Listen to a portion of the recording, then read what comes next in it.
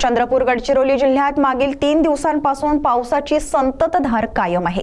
या पावसाने वैनगंगा नदी फुगली असून बेलगाव, पिंपळगाव, चिखलगाव तर बेटावर वसलेल्या लाडज गावाचा संपर्क तुटला आहे। जिल्हा प्रशासन आपत्ती व्यवस्थापन विभागाने पुरात सापडलेल्या कुटुंबांना भेट देऊन उपाययोजना व बचाव कार्य करण्यासाठी बोटीने प्रत्यक्ष पाहणी केली। उपविभागीय अधिकारी परवणी पाटील, तहसीलदार मसाळ व पोलीस निरीक्षक प्रमोद बानबले यांनी पिंपळगाव येथे प्रत्यक्ष पूर पाहणी केली। मात्र या पावसामुळे शेतकऱ्यांचे लाखोंचे नुकसान झाले आहे। लाडज गावाच्या चारही बाजूने पुराने वेढलेले असल्याने लाडजगाव, पिंपळगाव, भोसले, बेलगाव, चिखलगाव अशा कित्येक गावातील घरांचा संपर्क तुटला आहे।